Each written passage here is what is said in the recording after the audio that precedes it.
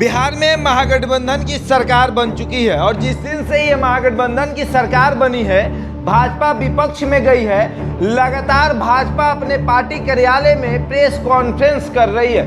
भाजपा का एक एक नेता बिहार के मुख्यमंत्री नीतीश कुमार के ऊपर आरोप लगा रहा है और आरोप भी भ्रष्टाचार का। सभी नेता, सभी विधायक ये कह रहे हैं कि नीतीश कुमार ने भ्रष्टाचार किया है और उन्हें इस बात का डर सता रहा था कि वो भ्रष्टाचार अच्छे से नहीं कर पा रहे हैं हमारे साथ, इसलिए वो भ्रष्टाचारियों के साथ चले गए। भाजपा ने नेता प्रतिपक्ष विजय सिन्हा को बनाया है। विधानसभा के नेता प्रतिपक्ष विजय सिन्हा बने हैं और विधान परिषद के नेता प्रतिपक्ष सम्राट चौधरी बने हैं। विजय सिन्हा और सम्राट चौधरी प्रतिदिन प्रेस कॉन्फ्रेंस करते हैं भाजपा कार्यालय में और बिहार के मुख्यमंत्री नीतीश कुमार के ऊपर भ्रष्टाचार का आरोप लगाते हैं। और वहीं दूसरी तरफ जेडीयू की तरफ से ये सवाल पूछा जाता है कि आखिर ये सब भ्रष्टाचार उस समय कहाँ था जब हम आपके साथ थे। लगातार 2005 से 2015 तक हम आपके साथ रहे, उसके बाद कुछ समय के लिए हमने आपका साथ छोड़ा था। 15 से 17 तक हम महागठबंधन में रहे और उसके बाद 17 से लेकर अभी तक हम आपके साथ रहे। और वो भ्रष्टाचार उस समय कहा था जो भ्रष्टाचार अभी आपको याद आ रहा है। इससे ये साफ जाहिर होता है कि हम आपके साथ होते हैं तो आपको भ्रष्टाचार याद नहीं आता है। आपको लगता है कि नीतीश कुमार सबसे अच्छे हैं, जो कि वाकई में नीतीश कुमार सबसे अच्छे पुरुष हैं। वहीं दूसरी तरफ भाजपा लगातार नीतीश कुमार के ऊपर, जेडीयू के ऊपर, राजद के ऊपर ये आरोप लगा रही है कि इन सभी लोगों ने मिलकर बिहार को ठग लिया है।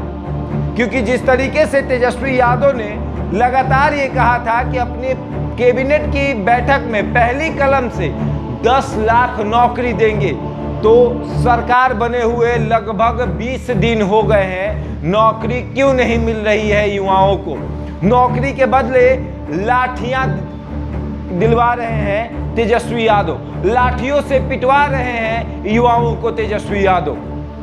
वहीं कल जेडीयू कार्यालय में भी महागठबंधन के तरफ से संयुक्त प्रेस कॉन्फ्रेंस बुलाया गया था। उस प्रेस कॉन्फ्रेंस में सभी पार्टियों के नेता एक एक करके भाजपा के ऊपर हमलावर हो रहे थे।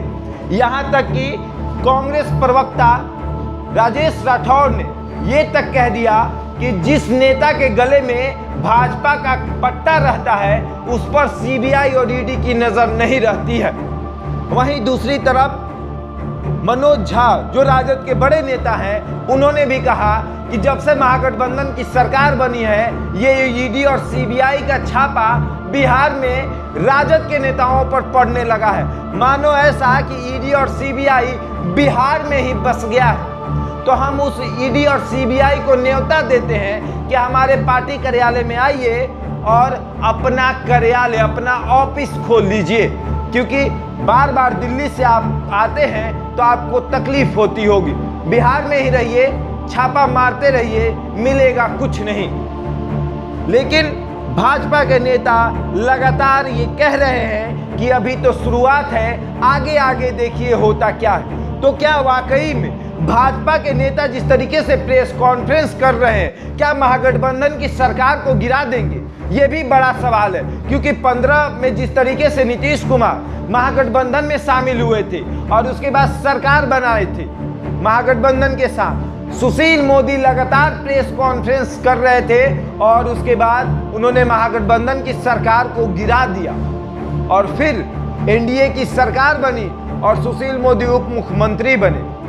अभी उप मुख्यमंत्री तारकिशोर प्रसाद थे एनडीए के तरफ से, सुशील मोदी दिल्ली चले गए थे, सुशील मोदी को राज्यसभा सांसद बना दिया गया था। लेकिन जैसे ही बिहार में एनडीए की सरकार गिरी, सुशील मोदी को तुरंत दिल्ली से बिहार भेज दिया गया है और सुशील मोदी बिहार में बैठे हैं, लगातार खुलासे कर रहे हैं। और अब तो नेता प्रतिपक्ष विजय सिन्हा भी प्रतिदिन खुलासे कर रहे हैं। अब देखने वाली बात यह है कि क्या भाजपा के इस खुलासे से सरकार गिरेगी या नहीं। बहरहाल इस खबर में इतना ही। बने रहे हमारे साथ और देखते रहें द इंडिया।